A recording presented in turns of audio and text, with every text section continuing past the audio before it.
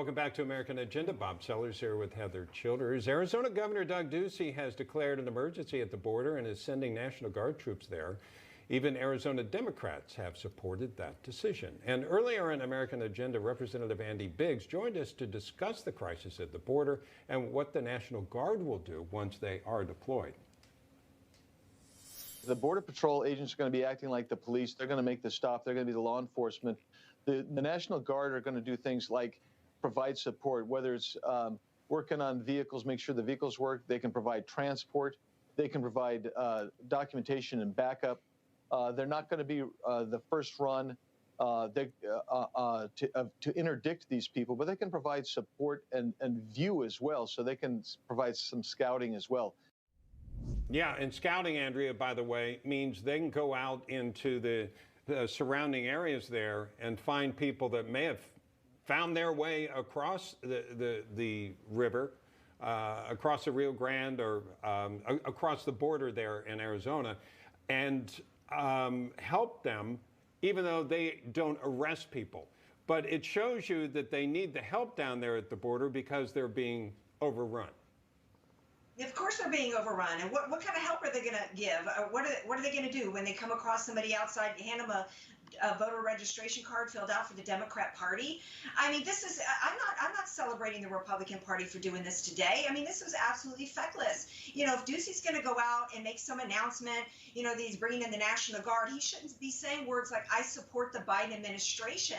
He should be out there saying, I'm having to deploy the National Guard because the Biden administration, you know, opened up the floodgates to bring in people, which is an economic and a national security disaster on us. And by the way, where is Ms. Border Manager? He should have then shown up with the milk carton by Steve Scalise saying, missing, where is Kamala Harris? The Republican Party needs to be throwing a whole lot more, put some more into the shame game here, because there's a whole lot of shame that should be thrown towards the Biden administration. This isn't how you win an argument on the border. Yeah, Heather, let's talk about the vice president. Hasn't been to the border. What's that about? Right.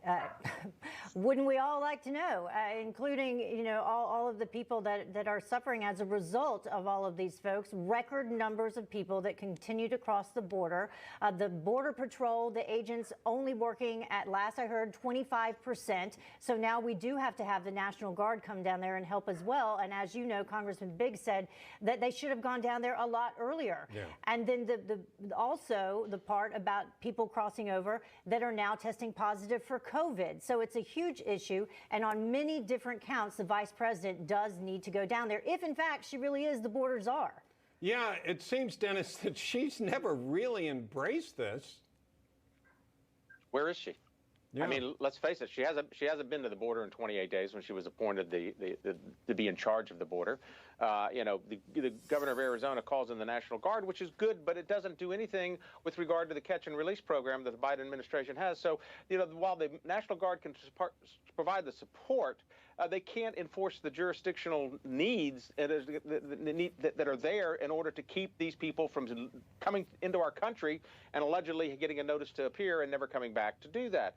Furthermore, it's going to be interesting to see what Biden does. As commander-in-chief, he could revoke that authority of the Governor Ducey, and it's going to be interesting to see what happens here. So please, Kamala Harris, you're the Vice President of the United States. Please come forward and tell us what's going on. You've been empowered. You now have the authority specifically from the President of the United States. We, the American people, just want to hear. We're not going to say whether you're right or wrong. We just want to hear what the assessment is, in your opinion, of what's going on down there. Because if you have to bring out the National Guard, something isn't right. So the main problem we're having right now, other than race relations, it looks like, is along the border, Stacy, and Vice President Harris has not had a press conference about it. Yeah, her plane, Air Force Two, seems to go everywhere, every airport, except anything on the southern border. She can't seem to approach it. Maybe there's like an invisible no-go zone that her aircraft cross. But I got to tell you, one thing I think is really interesting about the National Guard being down there is that they won't be actually turning these people around. 9 out of every 10 people who cross the border are actually bused or flown into the interior of the country for release into our communities. So these are individuals who I certainly have a lot of, obviously I have sympathy for them. They want to be here. But this is our country. And that concept of nations is biblical. Borders is biblical. And what we're doing at the southern border is immoral. and Republicans and Democrats alike. It's a nonpartisan issue. It has to be stopped. Yes, Stacy, well put. We appreciate your insights. Stacy Washington, Dennis Ross, Andrea Kaye, thank you so much for joining us. We'll be back with more of American Agenda after this.